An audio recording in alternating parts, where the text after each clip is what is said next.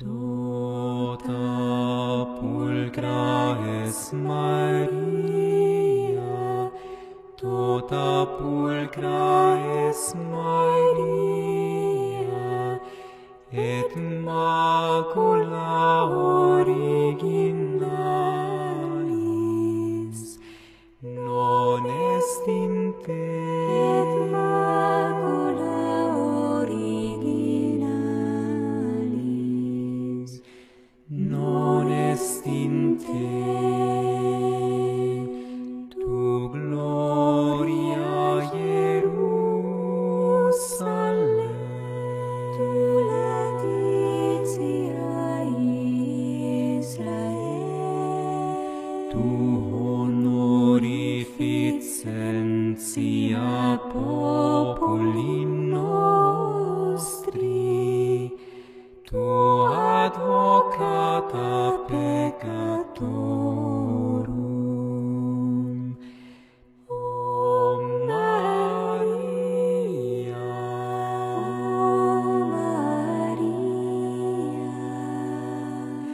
Virgo prudentissima, Mater clementissima,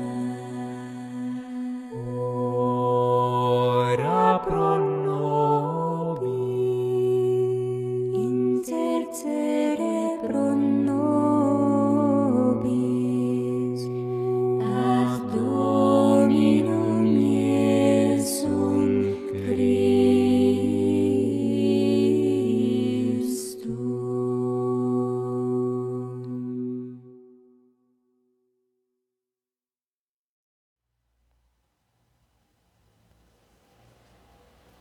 O Grande Tratado de Alquimia.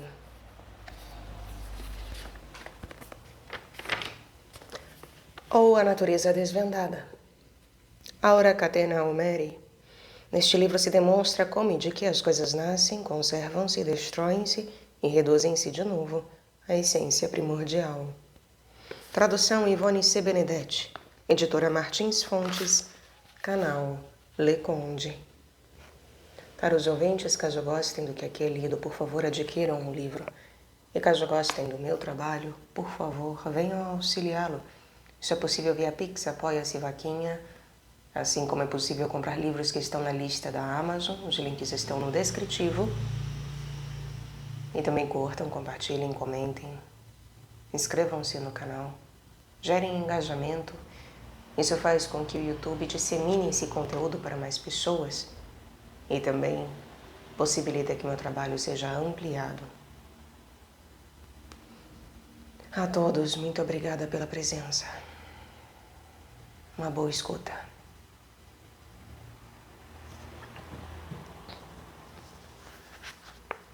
Estamos na segunda parte, capítulo 7, da análise dos animais.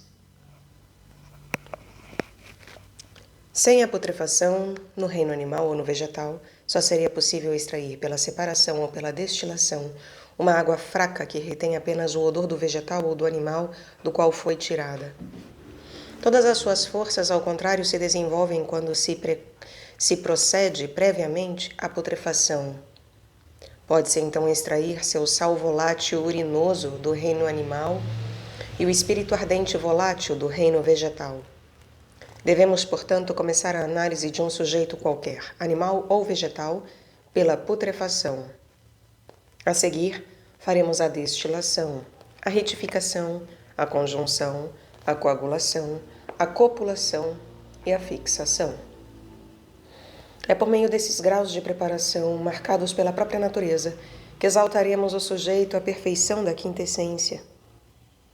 Mas, assim como podemos pegar cada um dos indivíduos desse vasto universo, ou um sujeito universal, para fazer um remédio, também podemos fazê-lo não apenas com o corpo inteiro de um indivíduo, como também de cada parte separada, tal como o sangue, a urina, os excrementos, os ossos, a pele, os cabelos, os chifres. Ensinaremos a maneira de analisar todas essas partes, conjunta ou separadamente, de reuni-las em seguida e com elas fazer uma quinta essência. Começaremos pelos líquidos e continuaremos com os sólidos. A análise do reino animal é a mais repugnante, em razão do mau cheiro que ele exala em sua putrefação. Mas sua virtude para atuar é mais forte e mais pronta, em razão de seu sal penetrante e volátil.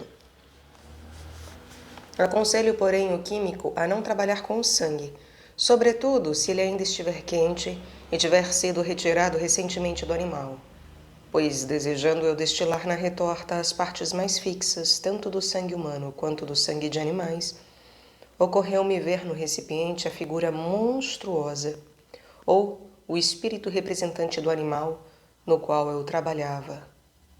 E o sangue humano fez na retorta um ruído de fantasma, que é muito assustador. Mas isso nem sempre acontece. Se deixardes o sangue e a carne putrefazer-se, eles produzirão um mau cheiro insuportável. É bem melhor pegar excrementos, se possível, como a urina e as matérias fecais, que são o que há de melhor e contém toda a força do animal. Depois disso, unhas, cabelos, escamas, etc. No entanto, não omitiremos nenhuma parte, para que os artífices nada fiquem a desejar. Do animal usam-se o suco ou a urina e tudo o que é líquido. Apenas uma dessas coisas ou todas juntas, pois embora uma seja mais volátil ou mais fixa que a outra, são da mesma natureza, pois provém de um mesmo sujeito. Põe-se tudo num vaso que deve ser coberto e colocado num lugar morno ou muito pouco quente, para que se putrefaça. Para evitar o mau cheiro, pode ser posto no alambique, com capitel e recipiente bem vedados e levados ao banho-maria, em 1º grau. Deixa-se assim no mínimo 14 dias e 14 noites. Em seguida, destila-se em banho-maria, por graus, tudo o que puder passar, e guarda-se. Quem quiser retificar também poderá fazê-lo. Separa-se bem o flegma e tem-se um espírito e um sal volátil urinosos muito penetrantes. Como o ácido não sobe pelo alambique no banho-maria, põe-se a matéria restante numa retorta na areia e destila-se mais uma vez por graus lentos. No começo, passará um flegma. Este será seguido por um licor muito picante à língua, que é o ácido animal. Depois deste, subirá um óleo espesso, e no fim ficará no fundo uma matéria queimada em forma de carvão, que é a parte alcalina. Desse modo foram separados o volátil, o ácido, o óleo e o carvão alcalino. São essas coisas que formam a substância intrínseca do animal, e são as partes de que ele é composto. Quem quiser reduzi-lo de novo a um, deverá prestar atenção ao axioma dos filósofos que diz: não se pode ir de um extremo ao outro, a não ser por um meio. O espírito volátil e o carvão são os dois extremos, e nunca se unirão sem sua natureza média. E sua natureza média é a água, ou flegma, o ácido e o óleo. E estes tampouco se unirão se não forem postos numa ordem inversa, ou então se unirão tão devagar que a canseira e o trabalho serão enfadonhos. É preciso uni-los na mesma ordem em que foram separados, e então se unirão facilmente e se coagularão depressa juntos, com um grau de fogo conveniente. Se essas partes forem retificadas, na verdade se tornarão mais sutis, mas não melhores, nem de mais fácil conjunção. Assim, quem quiser trabalhar depressa, deverá usar o volátil com seu flegma, ou dele separar o flegma, se assim desejar, despejando-o sobre o ácido ou azote, e os dois se unirão. Em seguida, tritura-se o óleo com o carvão ou com a cabeça morta, caput mortum. Põe-se os dois no alambique e despejam-se por cima o vinagre e o volátil. Deixa-se digerir devagar, tudo junto, em banho-maria, durante 2 dias e 2 noites. Destila-se depois em graus lentos. O espírito volátil subirá, muito fraco, com o flegma, e a maior parte do volátil e do ácido ficará no fundo. Essa parte então é retirada do banho-maria, posta nas cinzas, coagulada e reverberada, como se disse no 5º capítulo. Terminada a reverberação, é de novo embebida com seu volátil destilado, posta a digerir outra vez em banho-maria, depois destilada, coagulada e dessecada nas cinzas, e fixada em seguida, da mesma maneira que ensinamos, com água de chuva. Pois é preciso que as coisas se façam aqui na mesma ordem. Então a quintessência será perfeita. Alguém poderá perguntar-me, por que digo que o flegma pode ficar com o volátil ou ser dele separado? Se não prestar para nada, por que deixar? Se for útil, por que separar? Respondo então que é indiferente deixar o flegma com o volátil ou separá-los pela retificação, porque mesmo que fique, a parte essencial fixativa não o absorve. Ela sempre deixa que ele se destaque na destilação, mas disso não se deve concluir que o flegma não serve para nada. Como disse acima, ele é uma semente não ainda madura e não salina. Por conseguinte, é um veículo e um instrumento do Espírito Universal, tanto ativo quanto passivo, por meio do qual esse espírito coagulado e adormecido forja ou forjou, muda ou mudou tudo num corpo. Como disse acima, ele é uma semente não ainda madura e não salina. Por conseguinte, é um veículo e um instrumento do Espírito Universal, tanto ativo quanto passivo, por meio do qual esse espírito coagulado e adormecido forja ou forjou, muda ou mudou tudo num corpo. Pois durante todo o tempo em que o flegma lhe está unido, ele excita o espírito a operar e a realizar contínuas mudanças. Para confirmar isso, basta tomar a quintessência de um animal cujo sal volátil esteja totalmente coagulado e concentrado, e pô-la num alambique, despejando sobre ela seu próprio flegma até encher o alambique. Se o pusermos em lugar quente e tomarmos conta, veremos um movimento admirável, pois o espírito representará a figura do animal tal como ele era em vida. Mas se esse flegma for posto em lugar frio, ela logo se dissipará. Portanto, não se deve desprezar o flegma, pois ele está cheio e totalmente impregnado do espírito e da força espirituosa de seu sujeito, da mesma maneira que todas as águas destiladas dos boticários. Quando ingiro a quintessência, prefiro esse flegma que foi dela separado a qualquer outro veículo. Esse flegma é também muito bom para iniciar a putrefação de um sujeito novo, em lugar de outras espécies estranhas, como água de chuva, de nascente ou levedura, etc. Embora a água de nascente e de chuva também sejam homogêneas. É o que basta sobre as partes líquidas dos animais. Agora trabalharemos com as partes secas e mais secas. Para isso, usamos a carne, os ossos, os chifres, os pelos, as unhas ou a pele. Em resumo, as partes sólidas do animal, todas juntas ou apenas uma delas.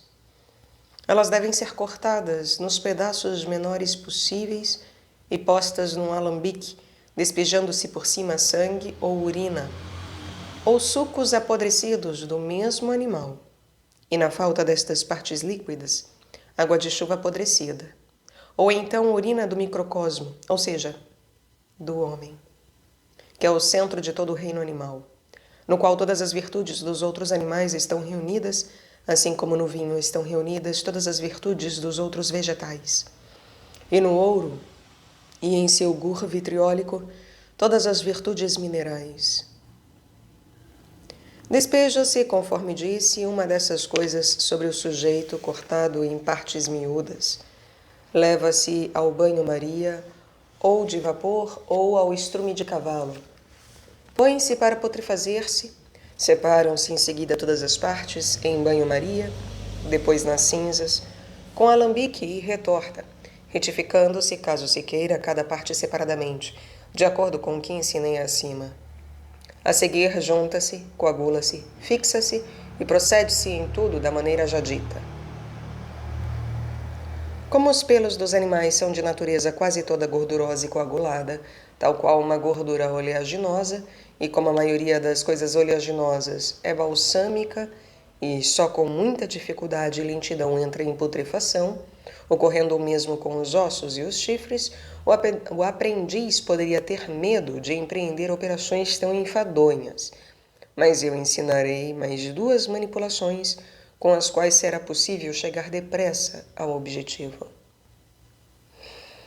Depois de cortados, ralados e limados, pelos, ossos, chifres, unhas, etc., devem ser cozidos com a urina própria do animal do qual foram extraídos, ou com urina de homem, ou com água de chuva apodrecida, ou com água salgada, até que fiquem reduzidos à geleia, o que se faz em 2 ou 3 vezes, 24 horas mais ou menos, dependendo de ser dura ou mole a sua coagulação.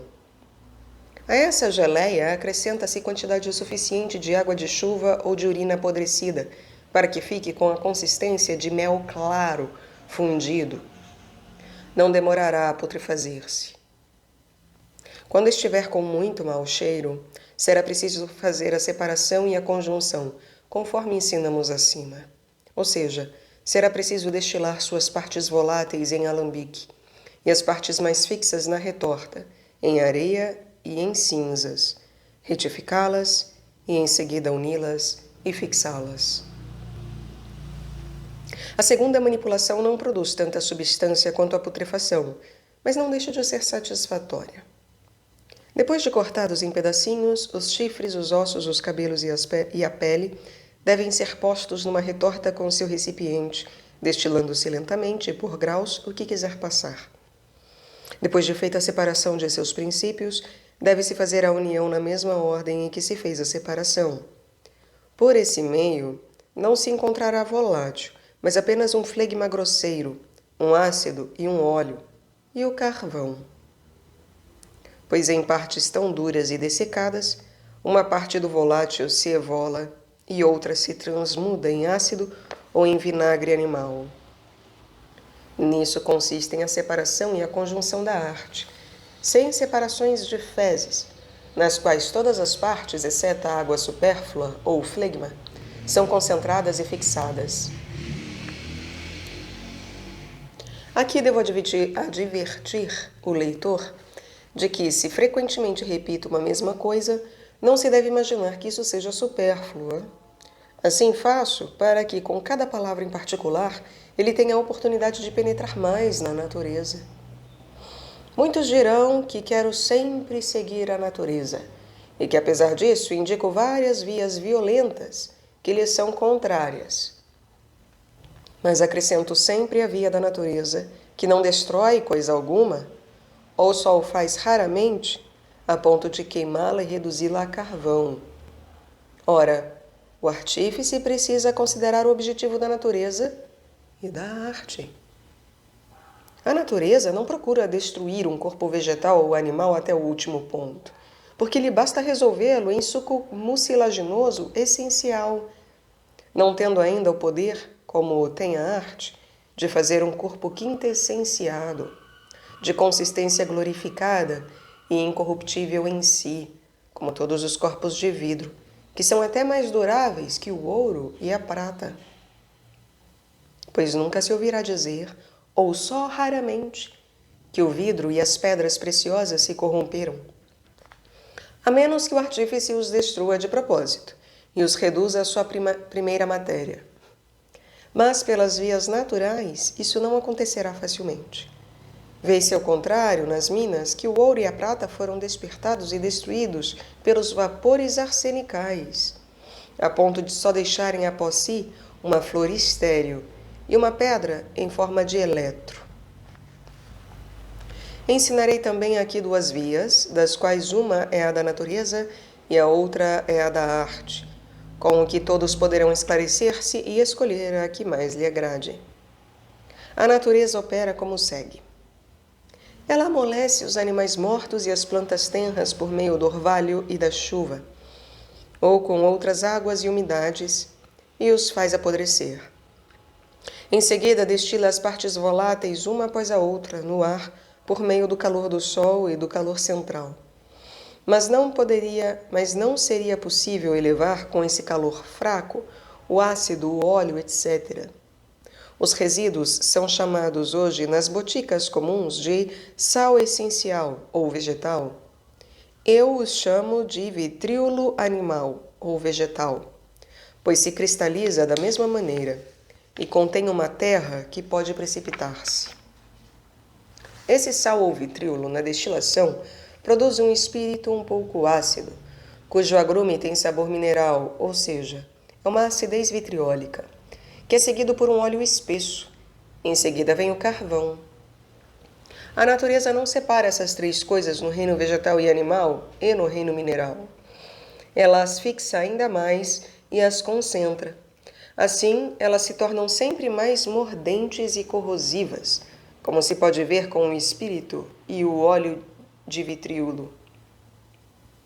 Depois de reduzir assim os animais e os vegetais a sal essencial ou a vitríolo, a natureza os embebe sempre e continuamente com as partes voláteis, ou seja, com a chuva, o orvalho, etc. O artífice pode realizar operação semelhante, fazendo dos animais uma substância de sal essencial ou uma geleia, destilando-os em seguida com o espírito volátil do mesmo animal, embebendo com esse espírito, coagulando e fixando, por reiteração, em quintessência. Se não houver volátil desse animal, bastará usar o espírito volátil de urina humana ou da água da chuva, do orvalho, etc. Quando a natureza embebe frequentemente o sal essencial, ele cresce em altura, no ar, e se transforma em planta ou árvore. Ao passo que o artífice faz com ele a quintessência. E isso a natureza ainda não tende. Para tornar as coisas mais claras, acrescento aqui o procedimento. Reduz-se o animal, o mesmo deve ser dito dos vegetais, a geleia, com sua própria urina, com a do homem ou com a água da chuva putrefata. Deixa-se tudo fermentar e putrefazer-se junto. Despeja-se em seguida o que é claro. Filtra-se e destila-se todo o volátil em banho-maria até a terça parte, ou até obter-se óleo. Deixa-se à parte o volátil, e o óleo ou o licor que resta é retirado e levado ao subterrâneo para cristalizar-se ou espessar-se como geleia. É esse o sal essencial animal, ou vitríolo animal. Esses cristais ou essa geleia são postos a seguir em fogo brando de cinzas, para dessecar-se e coagular-se, mas sem se queimarem a ponto de carvão. É aqui que a natureza termina e começa a arte.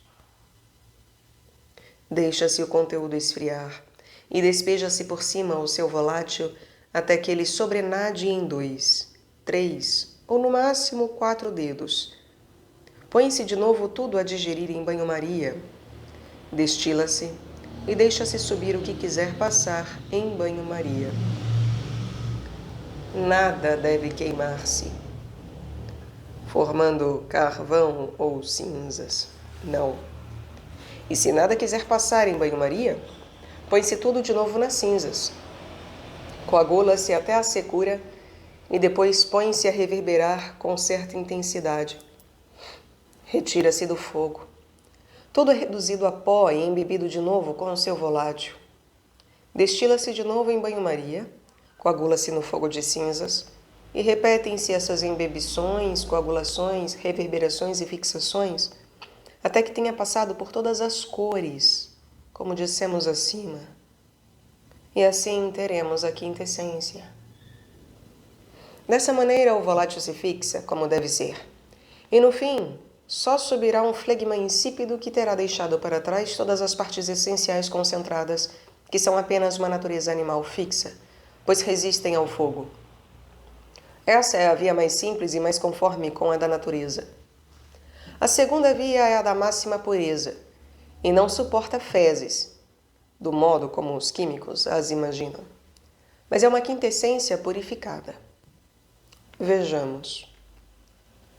Depois de separadas, as partes voláteis, ácidas e oleaginosas de um animal ou de um vegetal devem ser retificadas, separando-se em seguida o volátil e o ácido do flegma, o máximo possível, conforme ensinam quase todos os autores.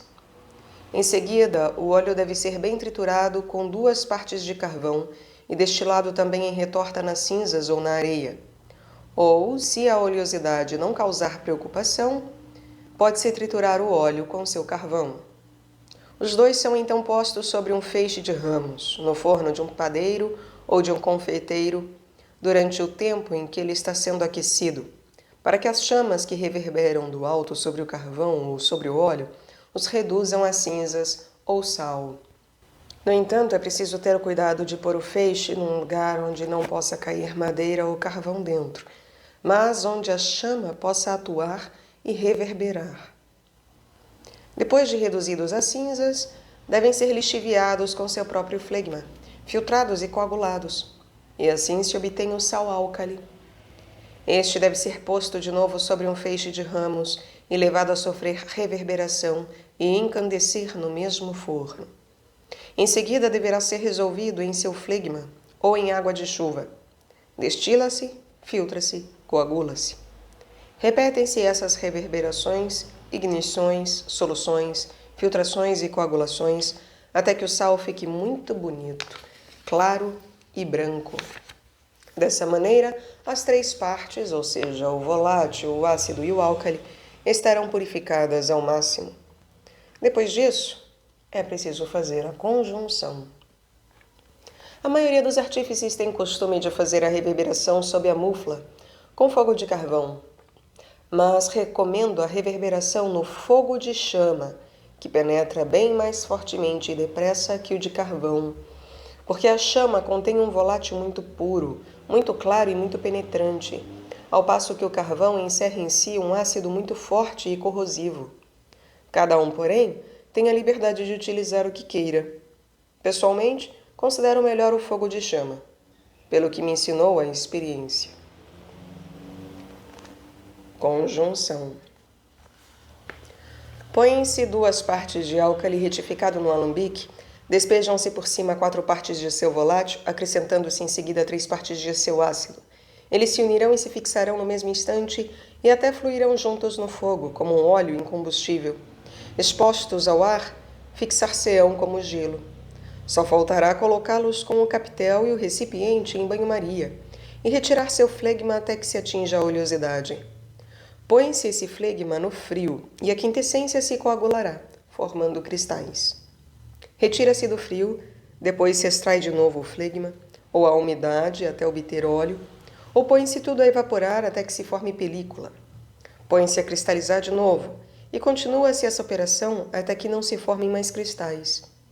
É então que se tem a quintessência. Esta deve secar devagar e ser posta num pequeno matraz na areia, com fogo de 4 graus.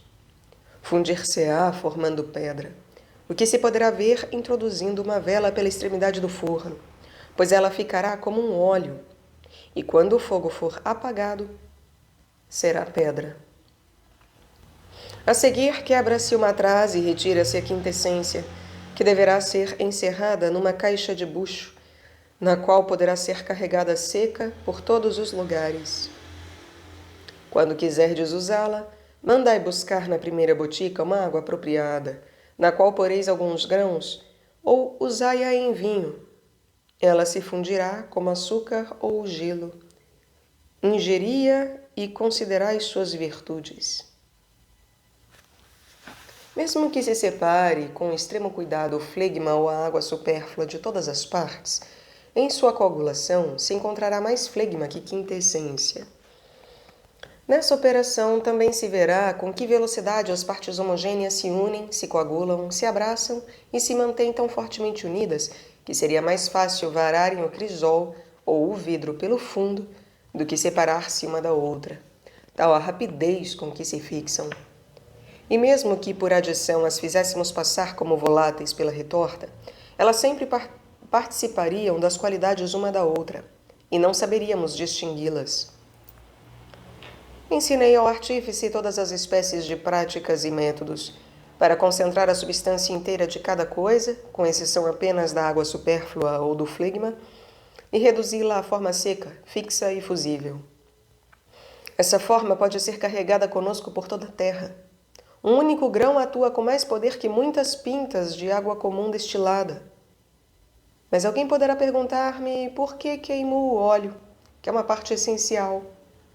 Faço de propósito para acelerar minha operação e para que o artífice saiba que a arte reduz o óleo a sal e que o sal, ou álcali, é um óleo fixo invertido. Isso se vê também por sua tintura, quando por cima se despejam seu ácido e seu volátil. Porque então ele assume um vermelho rubi, ou uma cor amarela, como o ouro, ou alguma outra tintura de diferentes cores. Mas se quisermos conservar o óleo e ficar apenas com o fixo do carvão, reduzido a cinzas, podemos fazê-lo. Quando a quintessência é fundida e forma pedra, pode-se então acrescentar o óleo, misturá-lo com a pedra, despejar por cima os flegmas que lhe foram destilados, pôr tudo para cozer junto em banho-maria, destilar depois por graus lentos até que seque. A seguir, tudo é coagulado e fixado nas cinzas e na areia para fundir-se e formar pedra, pelo método que ensinei acima, ao tratar da água de chuva.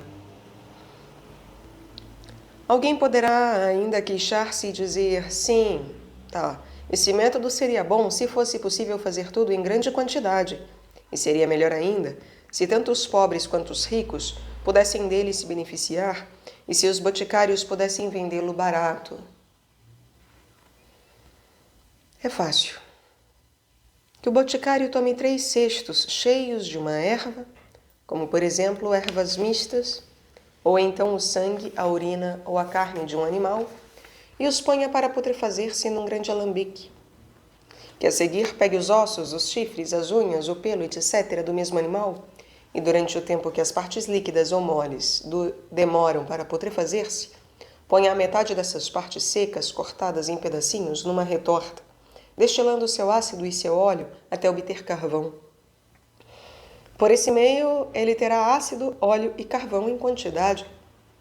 Que ponha a outra metade das partes secas num forno de oleiro, em fogo aberto, num pote, extraindo a seguir de suas cinzas, por lixiviação, todo o sal fixo que puder. Que das partes líquidas mencionadas acima, que estavam em putrefação, destile um volátil em quantidade. Também poderá calcinar os resíduos e extrair-lhes o sal por lixiviação, o que aumenta mais a quantidade de sal. Após essa operação, ele terá os princípios em quantidade e só precisará uni-los e coagulá-los para obter grande quantidade de quintessência, que poderá vender a preço bem módico. Contudo, devo observar aqui que os animais não dão muito sal fixo, mas muita terra vazia de sal. Que fazer para obter sal fixo em quantidade, a fim de fixar as partes voláteis? É preciso recorrer aos lugares onde a natureza fabrica por si mesma muito álcali universal. Esse álcali universal é homogêneo com todas as criaturas. Acaso não se encontram montanhas inteiras de sal? E esse sal comum de cozinha não é o melhor bálsamo para todos os animais? Principalmente para o homem? É muito fácil especificá-lo com cada sujeito que se queira quintessenciar, usando as partes secas do animal que se queira calcinar no forno de oleiro, acrescentando-lhes, depois de picadas, a 4ª ou a 3ª parte de sal comum. Dessa maneira, o sal se queima e se especifica com elas, tornando-se um álcali animal específico. Assim, o artífice não terá por que se queixar de que não pôde separar grande quantidade da quintessência de todas as coisas. Um boticário poderia encher sua botica de quintessências, que, mesmo guardadas em quantidade, não se tornariam rancas e não se estragariam como suas águas, seus óleos e seus ungüentos. E poderia vendê-las muito barato, pois não as venderia por libras, por onças ou meias onças, mas por grãos, e por escrúpulos, porque elas atuariam em pequenas doses. Poderia fazê-las em muito menos tempo do que o empregado em suas águas e seus olhos, e obteria o mesmo lucro e até mais. Com as ervas, encontraria ainda mais facilidade, como ensinaremos no próximo capítulo. Pegará grande quantidade de uma erva, como por exemplo 3 cestos cheios. Um deles porá para fermentar e putrefazer-se. Os outros 2 para secar devagar à sombra. Quando estiverem bem secas, mandará queimar o conteúdo de um dos cestos num forno de padeiro ou de oleiro até obter cinzas. Do outro, destilará o vinagre e o óleo, e daquele que foi posto a putrefazer-se, destilará o volátil. Das cinzas, extrairá o sal, e após a retificação, os unirá. E dessa maneira, terá quintessência em quantidade.